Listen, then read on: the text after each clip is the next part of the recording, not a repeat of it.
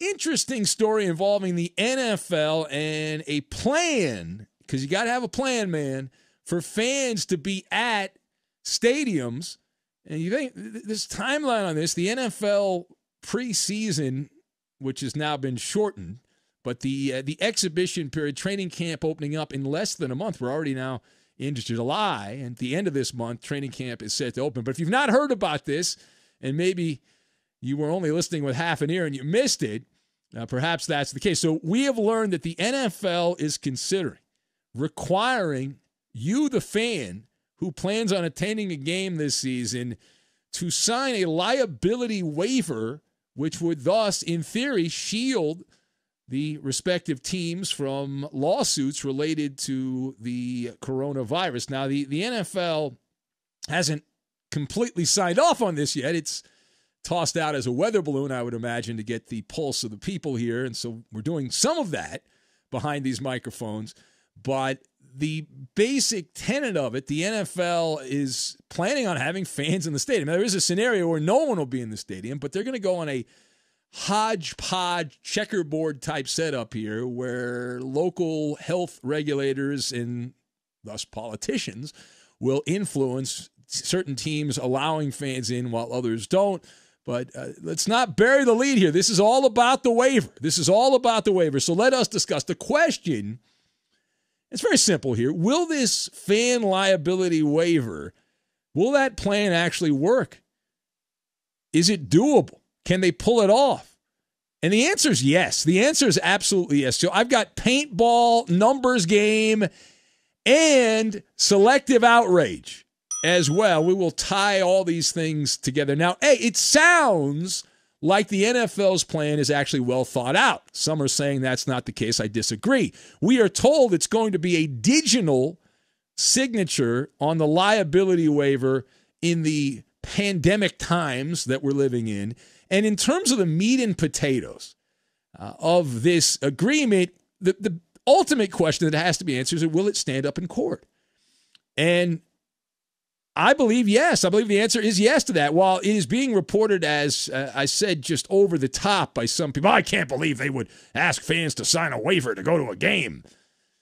That seems odd to me because this is actually not a foreign concept. Obviously, it's different now with the apocalypse, but if you have ever purchased a ticket in I don't know how many years to attend a sporting event, you have agreed to waive your right to sue that team. Now, people do end up suing. They often don't get anything out of it, but when you buy a ticket, on the back of the ticket, you have signed off. There's a waiver on that ticket, and it's pretty standard here.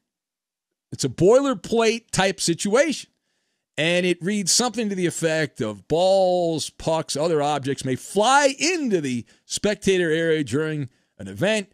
And despite shielding, injury can occur. Stay alert at all times during and after play or performance. And then it tells you what to do if you're struck, et cetera, et cetera, et cetera.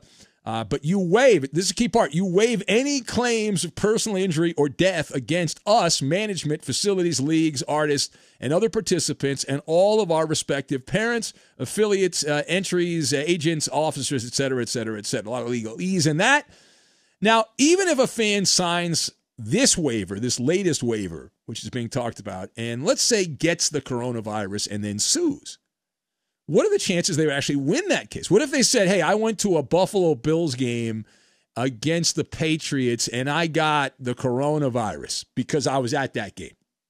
So you got a clear case, right? Well, there you go. By signing the waiver, you would assume all liability.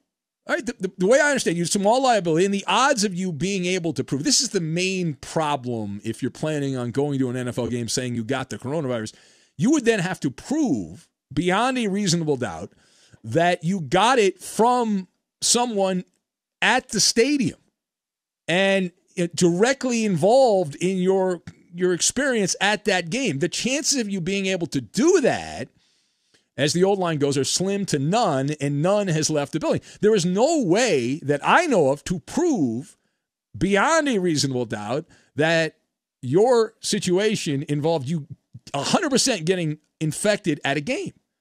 We're not talking about paintball here. Right? Nobody's getting tagged with blue paint and saying, well, there, see right there, you got tagged, you're out of the game because you got COVID-19. You could get the virus in many different ways. It's impossible, though, to prove, and this is the key part the NFL can hang their hat on, it's impossible to prove that you were infected at the game and not somewhere else. I mean, you going to the stadium, stopping at the gas station, a good lawyer will say, well, how do we know you didn't get it from pumping the gas? And maybe there's some cooties on the gas nozzle and all that at pump 4 there. And that's contaminated. But the tracing part of this would seemingly be impossible, which would mean to win in court would also be near impossible. Now, part B of this, the NFL, we know they have the top legal minds available. Why? Because they've got an S-load of money. We all know it. And they're not using public defenders here like you and I might use. No, they got an army of lawyers that wear those $1,000 cufflinks is what they've got there. Deep pockets. And these scenarios have been scrutinized and inspected by that legal department. Now, again, nothing is 100%, but the NFL overlords, they know that the stakes of getting this wrong are really high in terms of damages. Like the pile of money has skyrocketed in professional sports, but in football in general, and the risk thus has gone up from a financial side of things, and they've got a bullseye on their back. They being the NFL, have a bullseye on their back. Now, some opportunistic lawyers see the NFL, and they have an estimated net worth. The business of football has a net worth of around $30 billion. And they have their chisel out and they're chipping away, right? They're chipping. I want some gold coins. I'm going to chip away and see if I can get some gold coins out.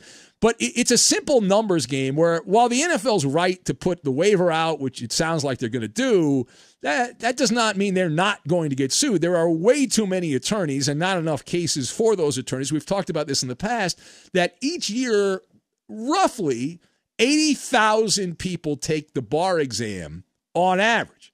And of the 80,000 per year, about 75% of those people actually pass the bar exam, which means each year we get about 60,000 new lawyers that are now sworn in as they pass the bar and they're allowed to practice law. Most lawyers, unfortunately, or maybe fortunately, depending how you look at it, most lawyers do not do that exciting kind of work. They push pencils. They do a lot of tedious, repetitive paperwork at law firms. That's what a lot of these people end up doing. And suing the NFL would be a path to a possible, that's a weasel word, big payday.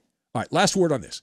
So it is going to be nice when we get to the point where we see fans attending games. I would look at this as a positive. Now, I'm Benny Brightside. Other people are like, no, oh my God, the sky is falling, no. But this should be something that would be a ray of sunshine in the darkness, but we know that's not going to happen for everybody, and we know politicians. I live in California. King Newsom, the overlord of California there, and the other political blowhards, they'll put a stop to that, but not everywhere. Not everywhere. Other places will be more open to it. I know that one thing's for sure, we've talked about this many times, if you just call it a protest, then it'll be fully endorsed by the political and media establishments that are out there. But my position on this is very simple.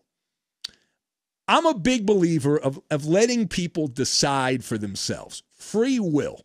And you're not being forced to go to a game. You're not. Nobody's being forced to go to a game. Games are expensive. The NFL is a better product on television anyway. But the fan experience, it's an enjoyable thing to be at a game and be part of that and that communal aspect of it.